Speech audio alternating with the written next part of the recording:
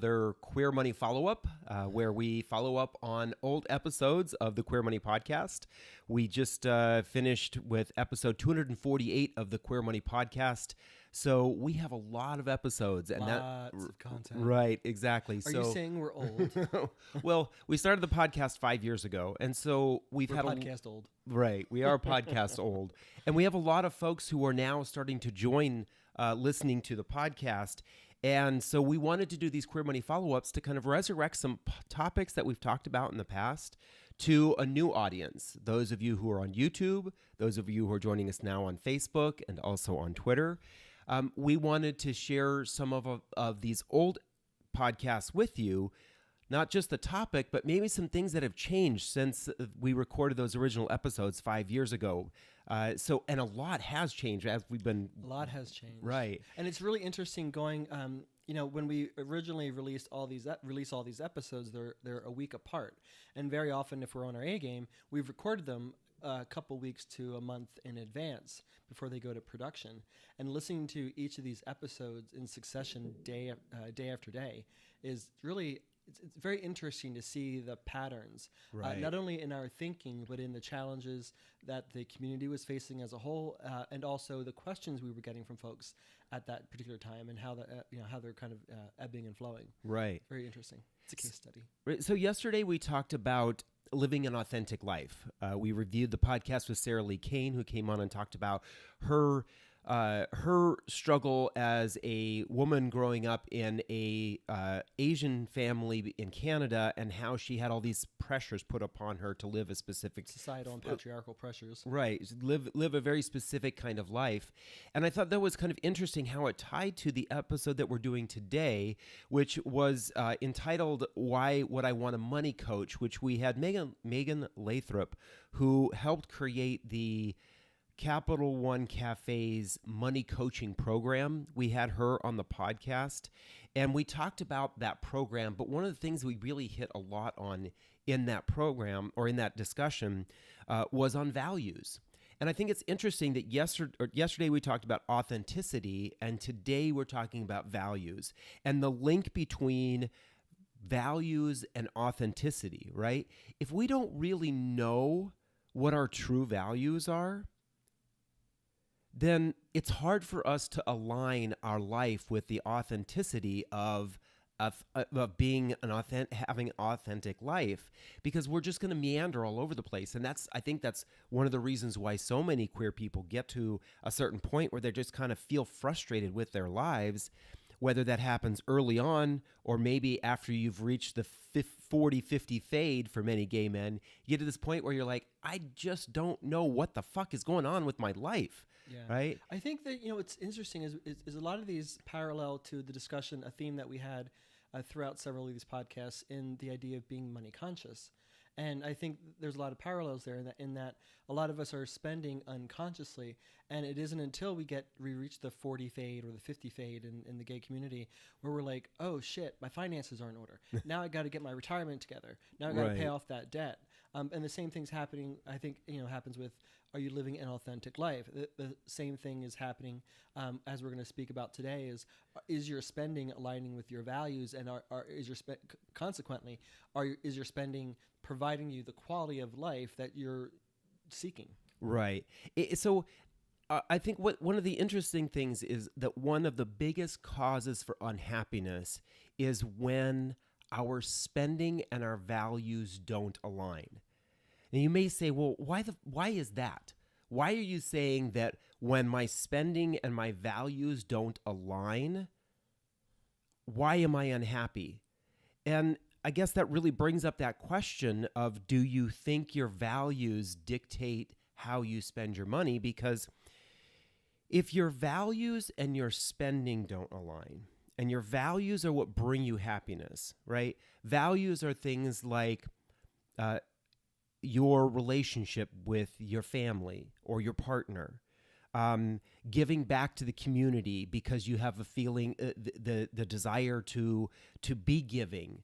Those are values, right? In those kinds of things, when we satisfy our values, it gives us long-term, deep happiness, right? A cocktail with friends can give you momentary happiness.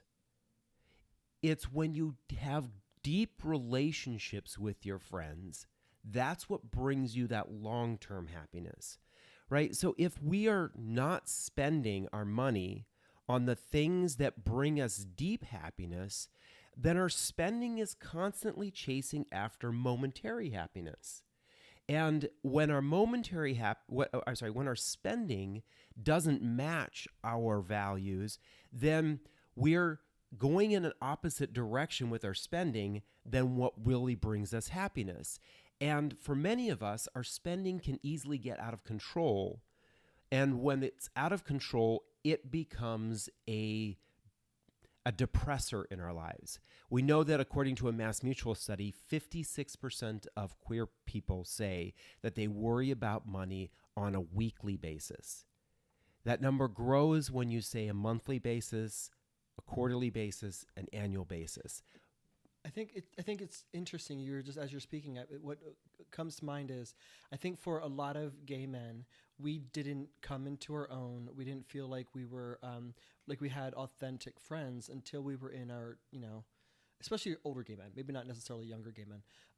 We didn't feel How many of you felt like that you didn't really come into your own until you? I didn't feel like I became myself until I was could finally accept that I was gay and come out to everybody else that I was gay, and that didn't happen until I was 25. And so it wasn't until then that I started to find people who were like me, other gay men to befriend. But I found those people at gay bars. Yeah. And so suddenly my friends who would be the people who would bring me long-term happiness, those relationships were created in a bar. Right. Which often was associated with cocktails or drinks, whatever. Right. And so I think for a lot of gay men, especially our age, the two go together.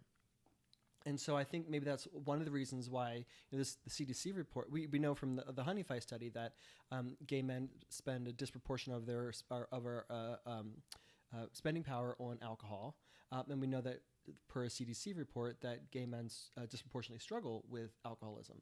And I think maybe there's a correlation in that so many of us kind of found our closest gay friends in the bar, and the two just became associated with each other.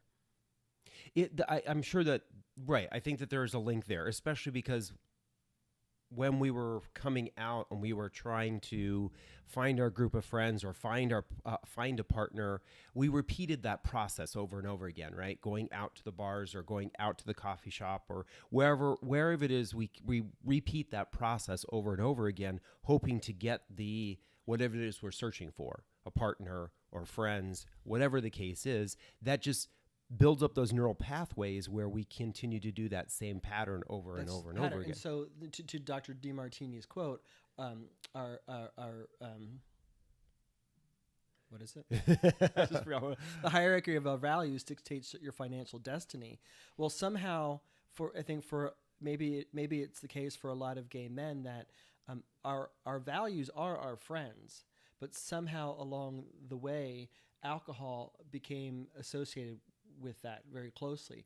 Dining out at expensive restaurants became very closely associated with that. And that's why there's never-ending financial support from Svedka and Stoli to sponsor Pride events, right? Because we spend a lot of money on that because we've just associated the two together. Well, you're right. And I think that brings up this idea of when we're spending our money to get something that doesn't bring us long-term happiness, that doesn't align with our values. I think specifically when we're spending our money for acceptance, right? We spend money on the way we look for acceptance. We spend money on things for acceptance. And when we do that, it's a never-ending cycle, right? You can't just get one designer outfit and wear that and everyone will accept you for the rest of your life, Dolly right? says it costs a lot of money to look this cheap. It does, right? Well, it does cost a lot of money. But if we do that, then we just continue to have to spend more and more and more money. And I think from my own looking back on my own situation, when I first started going out, I was compelled. Actually, really, this happened for a long time, and even sometimes I think I do it today. I felt compelled to buy rounds of shots or buy people drinks. I'm going to give you a very specific example. I remember there was a very well liked, very popular person in Denver, and he was getting ready to leave. And we went out one night for kind of this going away party, and we went to a pretty nice gay club, and they had a VIP section and bottle service. And I spent $180 on a bottle of Stoli so that I could impress him and the other people in that VIP area, because I felt compelled to do that because I wanted friends, right? And I think that a lot of us do that. We don't necessarily look at how our spending aligns with what it is that we really value. But I have a question. At that time, did you think you were buying friends? No, And I if don't somebody think would have so. said, "Are you doing this just to buy friends?" Would you even have acknowledged that? No, not. I don't think I would. I don't think I would have. Would have. I think maybe if somebody would have sat down and said, "Why did you spend $180 on a bottle of vodka that at the store costs $25?" I would have probably. You probably could have coaxed it out of me, right? Over time, and probably a therapist. Right. But if somebody would have walked up to you at the bar and said, "Hey, why are you doing this?" You probably wouldn't have acknowledged that. Right. But I think that's true. I don't think we rarely actually ask ourselves why we do the things that we do. Maybe that's because we're scared to find out the answers, right? But that's kind of what I was getting at is I think very often we don't, and this isn't exclusive to gay men, but an unexamined life is not worth living, right?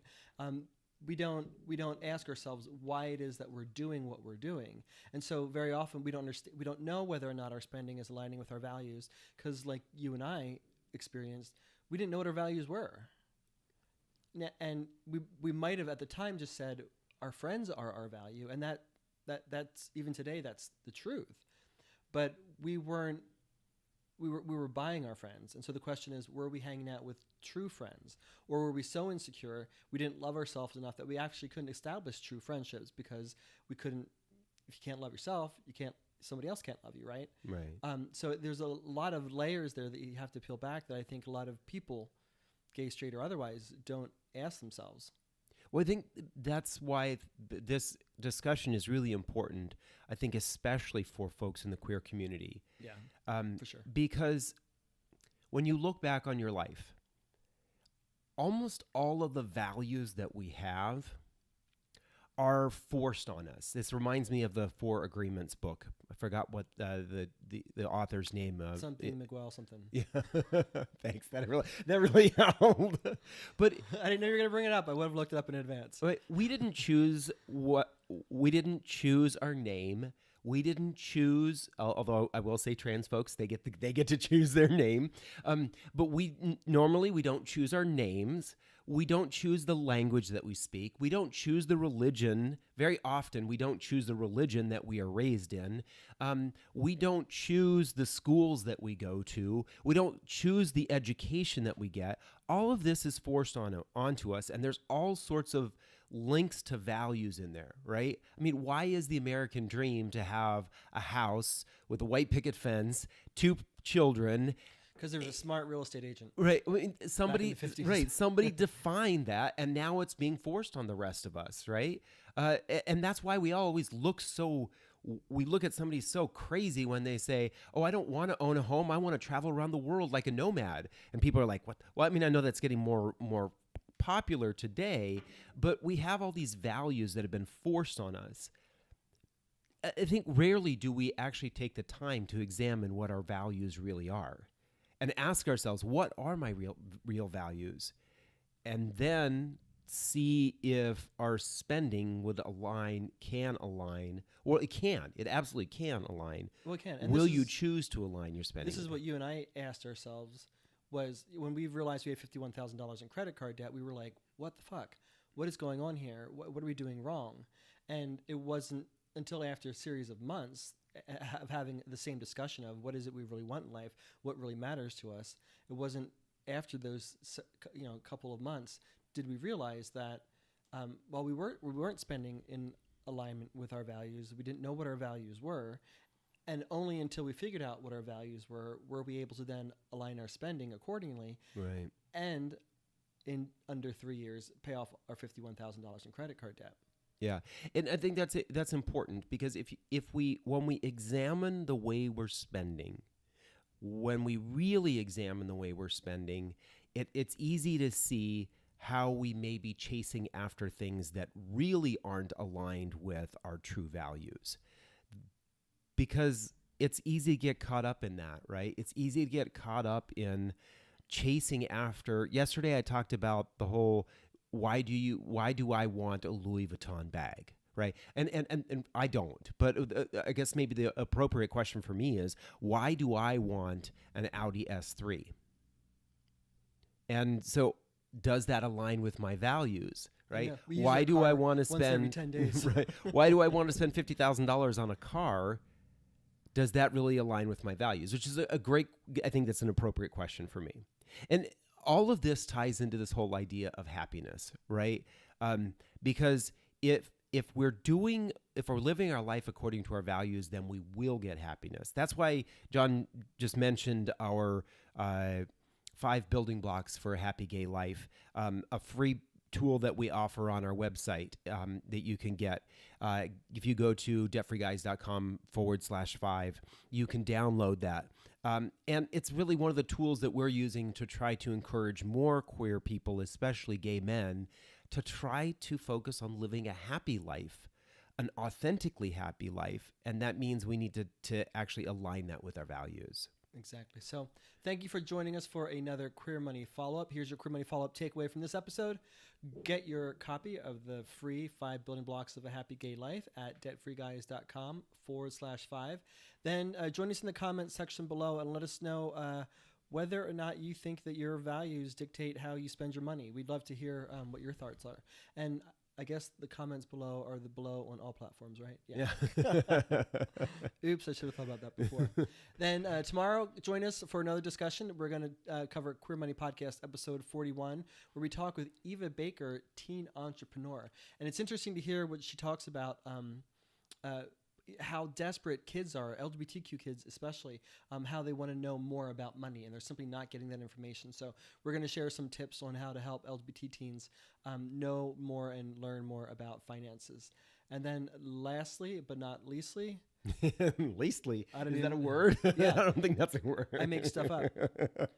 Whatever platform you're on, like us, comment us, subscribe us. Comment us. All that stuff. So, yeah. Thanks for joining us. We appreciate it. We'll see you tomorrow. Have a great weekend. No, come back tomorrow. We'll say have a great weekend. Yeah.